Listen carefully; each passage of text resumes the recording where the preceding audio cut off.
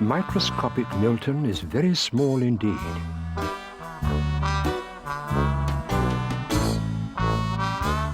He lives in a clock on the mantelpiece in the parlour of a house that belongs to a lady named Mrs. Witherspoon.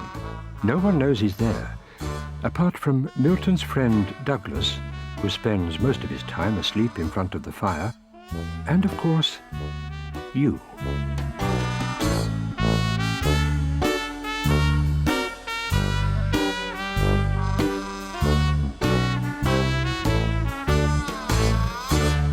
Milton had been spring cleaning his clock all day, and it was almost tea time as he finished the last spot of dusting.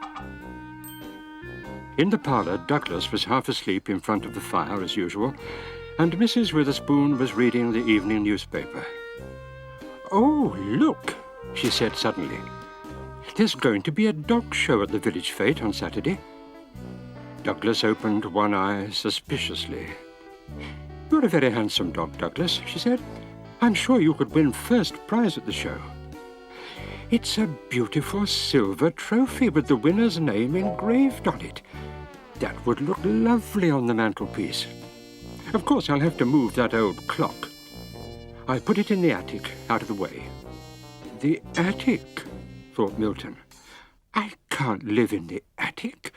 It's dark and cold and full of cobwebs and spiders." "I'm going to enter you for the show right away," she said, and went off to telephone the organisers. "Did you hear that?" shouted Milton as he walked to the edge of the mantelpiece. "She's going to put me in the attic if you win the dog show prize." Douglas didn't seem too worried.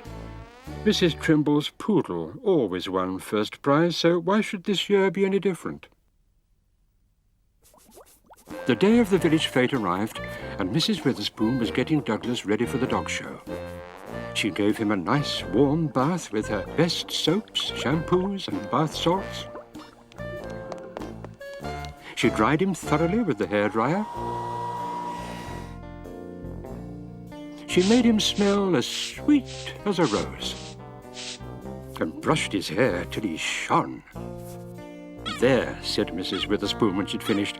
"You're the most handsome dog I've ever seen. You're bound to win the first prize."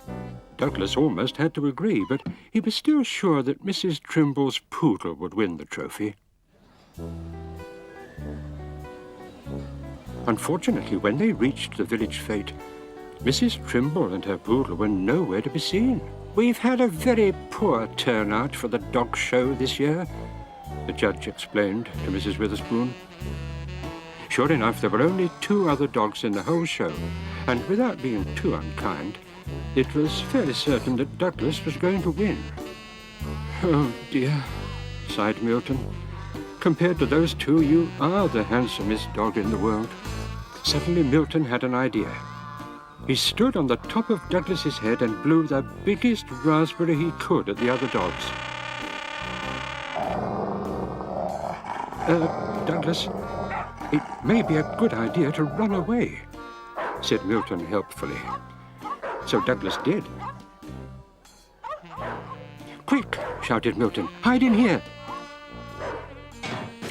No, in here." "Try in there."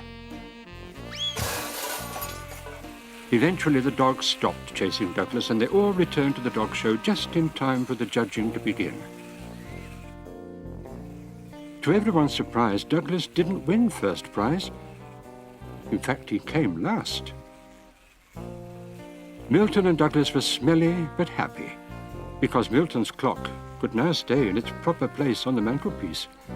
And best of all, the third prize was a year's supply of Douglas's favourite dog biscuits. Much tastier than a silver trophy, he thought, as they set off towards home and a nice warm bath.